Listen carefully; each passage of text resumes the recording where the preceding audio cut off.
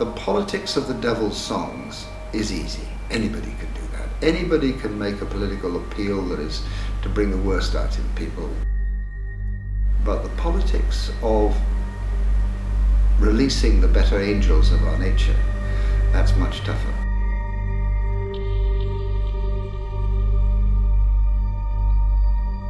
On the Muslim side, we see Islamist extremist organisations recruiting, and on the non-Muslim side, we see the rise of far-right organisations, whether they're street protest movements or even in some cases they're in government.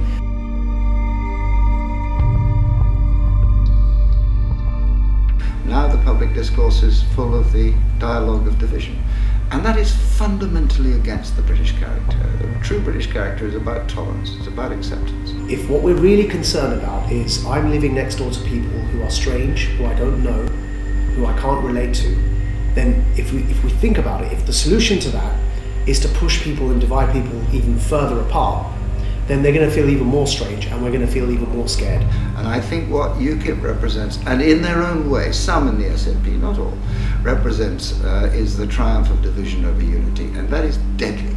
If we don't speak, what happens is those people in the middle are ripe for recruitment by the two extremes. If that beast gets loose and overturns the principles of tolerance and respect for others, then you are facing catastrophe on a grand scale sooner or later.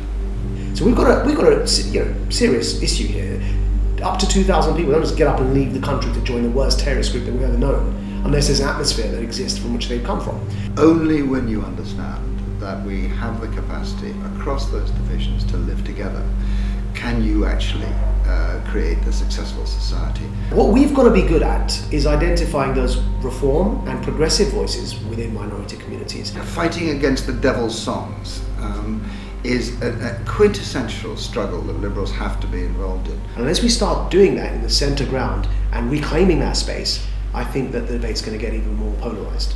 And it is why I think that I'm so proud to be a Liberal and a Liberal Democrat, because we stand absolutely foursquare, uncompromising, like Martin Luther, here I stand because I know no other, as the polar opposite of all of that, as the polar opposite of UKIP. We stand on the principle that we are better together. The best, most efficient way to disprove the idea that all Muslims are extremists is if we're working with Muslim voices who are trying to challenge extremism within their own communities. In a very short time, people are going to go to the polls. You need to understand that there are lots of things at stake: a strong economy, a fair society. But one of the things which is now under deadly attack from the rampant and destructive nationalists in our own society, especially to be found in UKIP, I think, is the very foundation upon which Great Britain is built. The most important thing in challenging all of this is to stand for human rights and to be consistent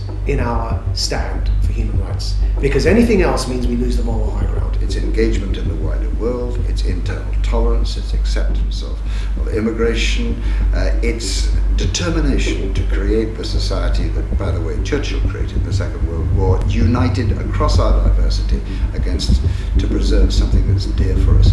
And this is now at risk, in a way, in my view, that it has never been at previous elections. That fundamental principle is now at risk. However people vote to preserve that quality. Don't vote for those people who will destroy it.